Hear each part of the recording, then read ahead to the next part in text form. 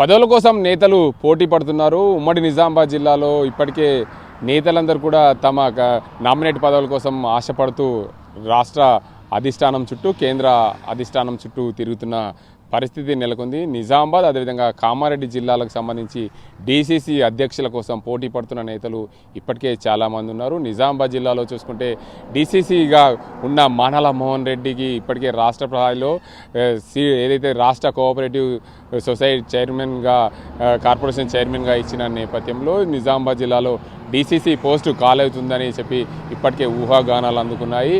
అదే కోణంలో చూసుకుంటే డీసీసీ పదవి కోసం పోటీ పడుతున్న నేతలైతే అధికంగా ఉన్నారని చెప్పవచ్చు. గతంలో మార్కెట్ కమిటీ చైర్మన్గా పనిచేసిన నాగేష్ రెడ్డి డీసీసీ పదవి కోసం పోటీ పడుతున్న నేపథ్యంలో మరోవైపు బాల్కొండ నియోజకవర్గానికి సంబంధించిన మరో నేత బాసా వేణు యాదవ్ కూడా డీసీసీ కోసం పోటీ పడుతున్న పరిస్థితి నెలకొంది. ముఖ్యంగా కాంగ్రెస్ పార్టీలో ఎన్నో ఏళ్ళుగా పనిచేశారు.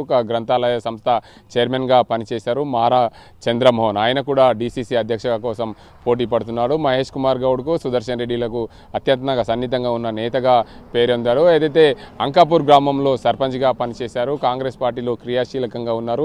వైఎస్ రాజశేఖర రెడ్డి ఆయంలో గ్రంథాలయ సంస్థ చైర్మన్గా, అదేవిధంగా అంకాపూర్ సింగిల్ విండో చైర్మన్గా కూడా చేసిన పరిస్థితి నెలకొంది. కాంగ్రెస్ పార్టీలో ఆయనకు మచ్చలేని రాజకీయంగా అనుభవం ఉన్నది. ఎందుకంటే మచ్చలేని నేతగా కూడా ఆయన పేరొందారు. ఎందుకంటే ఎక్కడైనా సరే కాంగ్రెస్ పార్టీలో ఉడుకు రక్తం ఉన్న వారికి, అదేవిధంగా కాంగ్రెస్ పార్టీలో చురుకుగా పాల్గొన్న వారికి పదవులు దక్కే అవకాశాలు ఉన్న నేపథ్యంలో నిజామాబాద్ జిల్లాలో ఇప్పటికే ప్రధానంగా ముగ్గురు ఒకరిపైన ఒకరు పోటీ పడుతున్నట్టు తెలుస్తుంది.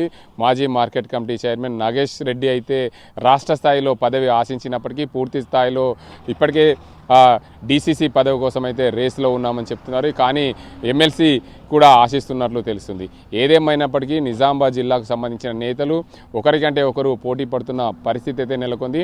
అందులో భాగంగా నాగేష్ రెడ్డి, వేణు యాదవ్, దాంతోపాటు మార చంద్రమోహన్ వీరందరూ కూడా డీసీసీ అధ్యక్ష కోసం పోటీ పడుతున్న నేపథ్యంలో కాంగ్రెస్ అధిష్టానం అయితే మార చంద్రమోహన్ వైపే మొగ్గు చూపే అవకాశాలు ఉన్నట్లు తెలుస్తుంది. ఎందుకంటే ఆయన కాంగ్రెస్ పార్టీలో సీనియర్గా పనిచేశారు. గత కొన్ని రోజులుగా కూడా కాంగ్రెస్ పార్టీకి అందుబాటులో ఉంటూ ప్రజలకు సేవ చేసేందుకు ముందుకు వస్తున్నారు. గతంలో తెలంగాణ రాష్ట్రం ఏర్పడ్డ సమయంలో కూడా చురుగ్గా రాజకీయాల్లో ఉన్న నేత. తెలంగాణ రాష్ట్రంలో బీఆర్ఎస్ పార్టీ అధికారంలోకి వచ్చిన తర్వాత ఆర్మూర్ నుండి గతంలో ఆకుల లలిత కాంగ్రెస్ పార్టీ నుంచి పోటీ చేసిన సమయంలో క్రియాశీలకంగా ఉన్నారు. అప్పుడు ఆర్మూర్ నుండి టికెట్ ఆశించారు కూడా. ఆ సమయంలో టికెట్ ఆశించినప్పుడు కాంగ్రెస్ అధిష్టానం ఆయనకు నచ్చజెప్పి ఆర్మూర్ నుండి ఆకుల లలితకు టికెట్ ఇచ్చిన పరిస్థితి అయితే నెలకొంది. అదే దీనికి అంతటికి సంబంధించి మారిన సమీకరణాల్లో ఆయన కాంగ్రెస్ పార్టీ పైన కొంచెం అల్క వహించినప్పటికీ కూడా పూర్తి స్థాయిలో కాంగ్రెస్ పార్టీకి విధేయుడిగా ఉంటూ రాష్ట్ర స్థాయిలో నేతలకు అందుబాటులో ఉంటూ పూర్తి స్థాయిలో కాంగ్రెస్ పార్టీకి సేవ చేసేందుకు సిద్ధమైన నేతగా, పేరొందిన నేతగా మార చంద్రమోహన్ ఉన్నట్లు తెలుస్తుంది.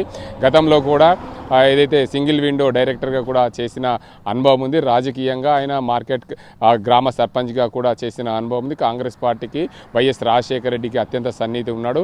ప్రస్తుత మాజీ మంత్రి బోధన్ ఎమ్మెల్యే సుదర్శన్ రెడ్డి, ప్రస్తుత పీసీసీ అధ్యక్షుడికి ఏదైతే మహేష్ కుమార్ గౌడ్కు అత్యంత సన్నిహితంగా ఉన్న నేత. ఆయన వైపే అధిష్టానం మొగ్గు చూపే అవకాశాలు ఉన్నట్లు తెలుస్తుంది. ఏదేమైనప్పటికీ జిల్లాలో ముగ్గురు నేతల మధ్య పోటీ తీవ్రంగా ఉంది. మార చంద్రమోహన్ వైపే కాంగ్రెస్ అధిష్టానం మొగ్గు చూపే అవకాశాలు ఉన్నట్లు సమాచారం.